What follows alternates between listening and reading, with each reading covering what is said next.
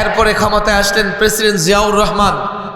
তিনি পঞ্চমবার এই সংবিধান সংশোধন করলেন।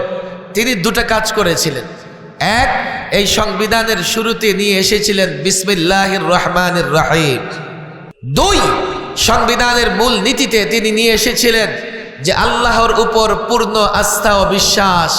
এই বিষয়টা তিনি নিয়ে এসেছিলেন। সেই থেকে নিয়ে শুরু করে প্রায় 30-31 বছর সংবিধানে বিসমিল্লাহির রহমানির রহিমও ছিল, আর আল্লাহর উপর পূর্ণ আস্থার বিষয়টাও ছিল। বিগত সরকার 2011-তে এই সংবিধান 15তম সংবিধান পঞ্চদশ সংশোধনী নিয়ে এসে কি করলো? বিসমিল্লাহির রহমানির রহিম বাদ। এরপরে আল্লাহর উপর পূর্ণ আস্থা বিশ্বাসের যে মূল নীতি ছিল সেটাও বাদ নিয়ে আসছে কি? সমাজতন্ত্র, গণতন্ত্র আর সেকুলারিজম, ধর্ম নিরপেক্ষতাবাদ। 11তে সংবিধানে সেকুলারিজম নিয়ে এসছে। 12তে যখন তারা শিক্ষা নীতিমালা প্রণয়ন করেছে, সর্বপ্রথম এই সেকুলারিজম সংবিধানে নিয়ে আসার পরে টার্গেট করেছে শিক্ষাকে, যে আগে শিক্ষা থেকে ইসলাম বাদ দিতে হবে, আগে শিক্ষা থেকে মুসলমানের চিহ্ন বাদ দিতে হবে। 12তে শিক্ষা নীতিমালা প্রণয়ন করা হয়, সিলেবাস পাঠ্যক্রম প্রণয়ন করা হয়, আর তখন থেকে শুরু করা হয়েছে ইসলাম মুসলমানের চিন্তা বিশ্বাসের জায়গা ধ্বংস করবার জন্যে, ইসলাম মুসলমানের চিহ্নটুকু মুছে ফেলবার জন্যে মুসলমান লেখকদের লেখা বাদ, সাহাবীদের জীবনী বাদ, নবীদের জীবনী বাদ। তবে তারা ডারউইনিজম ঠিকই সিলেবাসে নিয়ে এসেছে।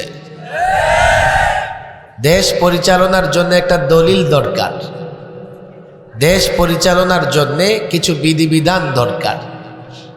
বিধিবিধান বা দলিলের ভিত্তিতে দেশটা পরিচালিত হয়, তাকে বলে সংবিধান। বাংলাদেশের একটা সংবিধান আছে, সাধারণ মানুষ সংবিধানের খোঁজ খবর রাখে না। তারা মনে করে হুজুর এই সংবিধানের খোঁজ খবর রাখলে আমাদের কি হবে? আমি বলি হ্যাঁ, কি হবে না হবে এটা তো একটা পরের বিষয়, তবে নাগরিক হিসেবে আপনার সংবিধান কি হবে, আপনি কোন বিধিমালার আওতায় এ রাষ্ট্রে বসবাস করবেন, আপনার উপরে কি ধরনের নিয়মকানুন চাপিয়ে দেওয়া হবে, স্বাধীন রাষ্ট্রের নাগরিক হিসেবে ন্যূনতম খোঁজ খবর আপনার রাখতেই হবে। না হলে নিজের অজান্তে আপনি পরাধীন হয়ে যাবেন, নিজের অজান্তে আপনি শোষিত হবেন, মাজলুম হবেন, নিজের অজান্তে আপনি জুলুমের শিকার হবেন, আপনি বলতেও পারবেন না। বাংলাদেশের একটা সংবিধান আছে, বাংলাদেশ রাষ্ট্র, বাংলাদেশ নামক রাষ্ট্র 1971 স্বাধীন হয়, আর 1972 একটা সংবিধান প্রণয়ন হয়। ছাত্র জনতা, অনেক যুবক এখানে আছে, তোমরা আজকে আমার আলোচনাটাকে বয়ান কিংবা ওয়াজ নয়, সবক ক্লাস হিসেবে নিতে পারো। সংবিধান সম্পর্কে আমাদের ছাত্রদের, আমাদের ওলামাদেরও ন্যূনতম ধারণা থাকা দরকার। সংবিধানে যদি আমাদের ইচ্ছা, আমাদের আকাঙ্ক্ষার প্রতিফলন না ঘটে, তো সেই সংবিধান আমার বিরুদ্ধে ব্যবহৃত হবে। সেই সংবিধান দিয়েই আমার মূল্যবোধ, আমার ধর্মীয় মূল্যবোধ, আমার বিশ্বাসকে ধ্বংস করার ষড়যন্ত্র হবে। ছাত্রদের বলি, আজকের এই আলোচনা আপনাদের কষ্ট হচ্ছে না তো? জিমায়ে পড়ছেন? বলেন আল্লাহু আকবার। যুবকরা আওয়াজ দিয়ে বলো আল্লাহু আকবার। বসে পড়ি, যেখানে জায়গা পাই বসে পড়ি। বাংলাদেশের একটা সংবিধান আছে না নাই? 72-এ সংবিধান প্রণয়ন হয়েছে। এখনো পর্যন্ত 17 বার এই সংবিধানকে সংশোধন করা হয়েছে। 17 বার। স্বাধীন দেশে যখন একটা সংবিধান প্রণয়ন হয়, সেই সংবিধানে এমন কিছুই অন্তর্ভুক্ত হওয়া উচিত ছিল যা দেশের মানুষ বিশ্বাস করে এবং যে বিশ্বাসের উপরে দেশের মানুষ রক্তক্ষয়ী যুদ্ধের মাধ্যমে দেশটাকে স্বাধীন করেছে। কিন্তু বড় দুঃখ পরিতাপের বিষয় হচ্ছে স্বাধীন দেশের সংবিধানে, নবরচিত সংবিধানে এমন একটা বিষয়কে নিয়ে আসা হয়েছে যা এদেশের মানুষ বিশ্বাস করে না, যা আমরা জানি যাকে বলা হয় সেকুলারিজম বা ধর্ম নিরপেক্ষতাবাদ। ওলামা একরাম এখানে আছেন, আমি ওলামাদের সঙ্গে তাকরার করে যেতে চাই। সেকুলারিজম কি জিনিস? বাংলাদেশের সংবিধানে সেকুলারিজম থাকলে, ধর্ম নিরপেক্ষতাবাদ থাকলে আমি কিভাবে ক্ষতিগ্রস্ত হব, আমার ইসলাম কিভাবে ক্ষতিগ্রস্ত হবে, আমার বিশ্বাস কিভাবে ক্ষতিগ্রস্ত হবে, আমার আমল কিভাবে ক্ষতিগ্রস্ত হবে, বোঝার দরকার আছে না নাই? ৭২-এর সংবিধানে সেকুলারিজম কেন আসবে? তোমরা যারা বয়সে ছোট্ট, আমি তোমাদের আজকে বুঝানোর গ্যারান্টি দিতে পারবো না, তবে তোমরাও শুনে রাখো, সেকুলারিজম মানে ধর্ম নিরপেক্ষতাবাদ। ধর্ম নিরপেক্ষতাবাদ মানে কি? ধর্মহীনতা, রাষ্ট্রের কোনো ধর্ম থাকবে না। রাষ্ট্রের যদি ধর্ম না থাকে তো সেই রাষ্ট্রের নাগরিকদের যে ধর্ম বিশ্বাস, সেই ধর্ম বিশ্বাস কি করে টিকে থাকবে? রাষ্ট্র যদি কোনো ধর্ম বিশ্বাসের উপরে রাষ্ট্র পরিচালনা না করে তো রাষ্ট্রের কাজগুলো কোন বিশ্বাসের উপরে প্রতিষ্ঠিত হবে? সেকুলারিজম, ধর্মহীনতা বাংলাদেশের সংবিধানে নিয়ে এসছে। এটার একটা বিকৃত ব্যাখ্যা করা হয়, হুজুর ধর্ম নিরপেক্ষতা মানে যার যার ধর্ম পালন করবে। মিথ্যে কথা। তারা ধর্ম নিরপেক্ষতা নিয়ে, সেকুলারিজম নিয়ে জাতিকে ভুল বোঝানোর চেষ্টা করে। যদি এক্সাম্পল, উদাহরণ লাগে আমি দিয়ে দেব, আপনাদের ধৈর্য ধরতে হবে। আমি সোজা বাংলায় যে তর্জমা করি, ধর্ম নিরপেক্ষতাবাদ মানে ধর্মহীনতা, রাষ্ট্রের কোনো ধর্ম থাকবে না, ফলে রাষ্ট্র যত কাজ করবে সেখানেও ধর্ম থাকবে না। রাষ্ট্র যদি শিক্ষা নীতিমালা তৈরি করে তাতে ধর্ম থাকবে না। রাষ্ট্র যদি বিচারের নীতিমালা তৈরি করে, আইন তৈরি করে, সেখানে ধর্ম থাকবে না।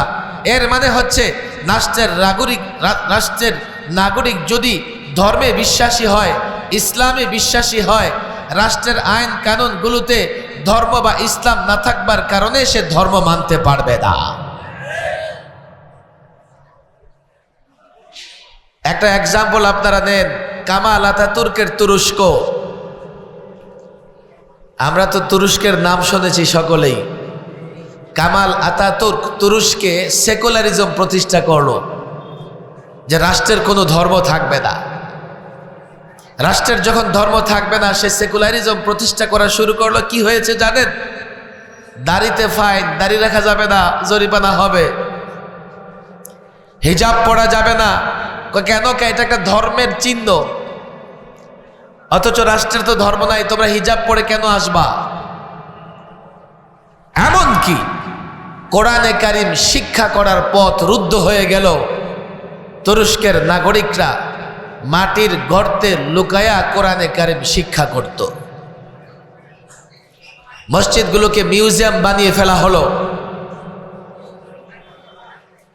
ধর্ম বিশ্বাসের উপরে এতটা আঘাত, আর এই আঘাত পড়েছে পুরোটা ইসলামের উপর এবং মুসলমানদের উপরে। এখন তুরস্ক শাসন করতেছে মিস্টার এরদোগান। আপনি খেয়াল করে দেখবেন, যেই কামাল আতাতুর্কের তুরস্কে কোরআন শিক্ষা করা যেত না, সেই তুরস্কে এখন প্রেসিডেন্ট কোরআন তেলাওয়াত দ্বারা রাষ্ট্রীয় প্রোগ্রাম শুরু করে। কিভাবে এই তুরস্কের পরিবর্তন হয়েছে আমি ওলামাদের খোঁজ খবর রাখতে বলবো। আপনারা খোঁজ খবর রাখেন কিভাবে তুরস্ক পরিবর্তিত হয়েছে। আমি ওই বিষয় নিয়ে কথা বলবো না। একজন সংস্কারক সৈয়দ বদিউজ্জামান নুরসি, যার সংস্কারমূলক কার্যক্রমের পরে ধীরে ধীরে কামাল আতাতুর্কের তুরস্কে এখন ইসলাম মেনে চলা সম্ভব হচ্ছে। তার সংস্কারমূলক কার্যক্রম কি ছিল, তিনি কিভাবে তুরস্কের লোকদেরকে ইসলামের পথে নিয়ে এসছেন, দীর্ঘ ব্যাখ্যা আমি সেদিকে যাব না। যারা অনুসন্ধানী, যারা কৌতূহলী, তারা সৈয়দ বদিউজ্জামান নুরসির জীবনী পড়ে নিতে পারেন, তার রাসায়েল পড়তে পারেন, আমি সেদিকে যাব না। হুজুর, বুঝলাম বাংলাদেশে যদি সেকুলারিজম প্রতিষ্ঠা হয় আমরা কি করে ক্ষতিগ্রস্ত হব।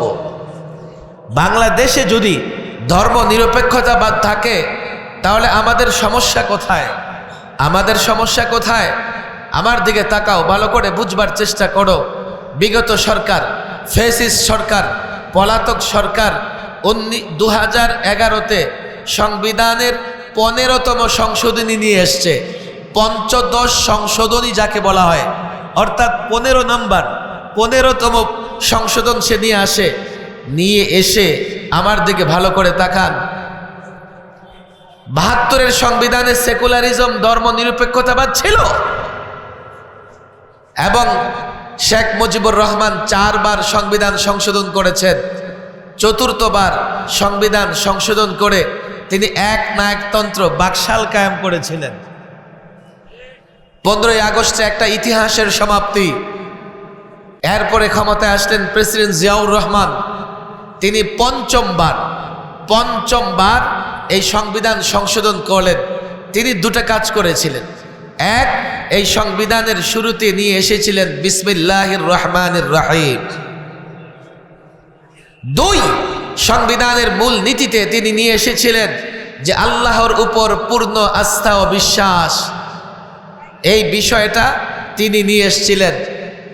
সেই থেকে নিয়ে শুরু করে প্রায় 30-31 বছর সংবিধানে বিসমিল্লাহির রহমানির রহিমও ছিল, আর আল্লাহর উপর পূর্ণ আস্থার বিষয়টাও ছিল। বিগত সরকার 2011-তে এই সংবিধান 15তম সংবিধান পঞ্চদশ সংশোধনী নিয়ে এসে কি করলো? বিসমিল্লাহির রহমানির রহিম বাদ। এরপরে আল্লাহর উপর পূর্ণ আস্থা বিশ্বাসের যে মূল নীতি ছিল সেটাও বাদ। নিয়ে আসছে কি? সমাজতন্ত্র, গণতন্ত্র আর সেকুলারিজম, ধর্ম নিরপেক্ষতাবাদ। 11তে সংবিধানে সেকুলারিজম নিয়ে এসছে। 12তে যখন তারা শিক্ষা নীতিমালা প্রণয়ন করেছে, সর্বপ্রথম এই সেকুলারিজম সংবিধানে নিয়ে আসার পরে টার্গেট করেছে শিক্ষাকে, যে আগে শিক্ষা থেকে ইসলাম বাদ দিতে হবে, আগে শিক্ষা থেকে মুসলমানের চিহ্ন বাদ দিতে হবে। 12তে শিক্ষা নীতিমালা প্রণয়ন করা হয়, সিলেবাস পাঠ্যক্রম প্রণয়ন করা হয়, আর তখন থেকে শুরু করা হয়েছে ইসলাম মুসলমানের চিন্তা বিশ্বাসের জায়গা ধ্বংস করবার জন্যে, ইসলাম মুসলমানের চিহ্নটুকু মুছে ফেলবার জন্যে মুসলমান লেখকদের লেখা বাদ, সাহাবীদের জীবনী বাদ, নবীদের জীবনী বাদ। তবে তারা ডারউইনিজম ঠিকই সিলেবাসে নিয়ে এসেছে। ডারউইনিজম কি জিনিস? বিজ্ঞানী ডারউইন, তার থিওরি হচ্ছে মানুষ বানর থেকে সৃষ্টি। আমি তো বলি, দেখেন আল্লাহ আমাদের সম্মানিত করেছেন, আমাদের আদম সন্তান বানিয়েছেন, কথা ঠিক না বেঠিক? আরে তোমরা গিয়ে তালাশ করো, তোমরা যারা ডারউইনের মতবাদে বিশ্বাস করো, তোমরা তালাশ করে দেখো তোমাদের জন্মের পেছনে বানরের অবদান আছে না নাই? রাষ্ট্রে যখন সংবিধানে সেকুলারিজম থাকবে, আমরা কি করে ক্ষতিগ্রস্ত হবে বুঝতে হবে। ঢাকা ইউনিভার্সিটিতে ঘোষণা করে দেওয়া হলো ইসলামী রাজনীতি চলবে না, ইসলামী রাজনীতি চলবে না, অর্থাৎ নাস্তিকবাদের রাজনীতি চলবে, সেকুলারের রাজনীতি চলবে, বামদের রাজনীতি চলবে, পত্তলিকদের রাজনীতি চলবে, কোরআন সুন্নাহর রাজনীতি চলবে না। এক জায়গা থেকে ইসলামকে মুছে ফেলার তারা ষড়যন্ত্র করেছে। কিসের ভিত্তিতে? রাষ্ট্র এটা ধর্ম নিরপেক্ষ রাষ্ট্র। রাষ্ট্রের আবার ধর্ম লাগে নাকি? রাষ্ট্র কি নামাজ পড়বে, রোজা রাখবে? রাষ্ট্র ধর্ম দিয়ে কি করবে? তো রাষ্ট্র ভাষা থাকলে, রাষ্ট্র ধর্ম থাকলে সমস্যা কোথায়? রাষ্ট্রে কথা বলতে পারে, রাষ্ট্রের ভাষা দরকার কি? আবার জাতীয় ফল আছে, রাষ্ট্রে খায়। জাতীয় পোশাক আছে, জাতীয় মাছ আছে, কোনো সমস্যা নাই। সমস্যা হচ্ছে রাষ্ট্র ধর্ম থাকলে। তাদের যুক্তিগুলো দেখেন যে রাষ্ট্রের আবার ধর্ম লাগে নাকি? আরে রাষ্ট্রের তো ধর্ম দরকার নাই, কিন্তু রাষ্ট্রের নাগরিকের ধর্ম দরকার আছে না নাই? এই ধর্ম নিরপেক্ষতাকে পুঁজি করে তারা যখন পাঠ্যক্রম পরিবর্তন করেছে, এই জাতি বুঝতে পারে নাই। আমরা বারবার জাতিকে বুঝবার চেষ্টা করেছি, বোঝাবার চেষ্টা করেছি। শোনো, শুধুমাত্র প্রাইমারি স্কুলে 2.25 কোটি শিক্ষার্থী মুসলমানের সন্তান পড়াশোনা করে। যদি প্রাইমারি স্কুল থেকে ইসলাম, ধর্মীয় শিক্ষা, নৈতিক শিক্ষা, কোরআনের শিক্ষা, সুন্নাহর শিক্ষা তুলে দেওয়া হয়, 2.25 কোটি শিক্ষার্থী আগামীতে নাস্তিক হওয়ার আশঙ্কা আছে। অনেক কথা ভাই, আমি লম্বা কথা বলবো না বলেছি। আপনাদেরকে বোঝাবার জন্য কয়েকটা কথাই আমি বললাম যে সেকুলারিজম ইসলাম এবং ইসলামী বিশ্বাসকে ধ্বংস করে দেয়। বিদায় মুসলমান রাষ্ট্রের সংবিধানে কোনোদিন সেকুলারিজম থাকতে পারে না। বলবেন হুজুর কেন এই কথাগুলো বলছেন? যারা সেকুলারিজমের উপর নির্ভর করে ইসলামী শিক্ষাকে ধ্বংস করতে চেয়েছিল তারা আছে না নাই? আছে, আছে নাকি?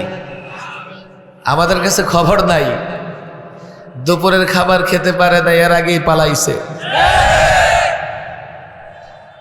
অনেক কথা যুবকরা দাঁড়ায় আছে। শোনো, বাংলাদেশে 53 বৎসরে ক্ষমতার পালাবদল অনেক হয়েছে, ক্ষমতার পরিবর্তন হয়েছে, কিন্তু আজ পর্যন্ত কাউকে পালাতে হয় নাই। কেন পালিয়েছ তোমরা? আমরা তো তোমাদেরকে পালাতে বলি নাই, আমরা চাইও নাই তোমরা পালিয়ে যাও, থাকো না। জনগণ সুযোগ পেয়েছে, 16 বৎসরের প্রতিশোধ নিবে। তোমরা জানো তোমরা যা করেছো, তোমাদের পালাতে হবে। না হয় জনগণ ধরতে পারলে, জনগণ যদি ধরতে পারে তোমাদের কি অবস্থা হবে আল্লাহই ভালো জানেন। কথা বুঝবার চেষ্টা করেন। আমরা প্রতিশোধ পরায়ণ নই, আমরা প্রতিশোধ নিতে চাই না, মারতে ধরতেও চাই না। কিন্তু এটা খোদাই গজব ছিল। অন্যায় করেছ, বলে হুজুর কি অন্যায় করেছি? আমরা তো এটা করেছি, ওটা করেছি। কি অন্যায় করেছ? গত 16 বৎসরে তোমরা সবচাইতে বেশি জুলুম করেছ আলেমদের উপরে। আমি এগুলো বলতে চাই না, আজকে আমার হাতে এত সময়ও নাই।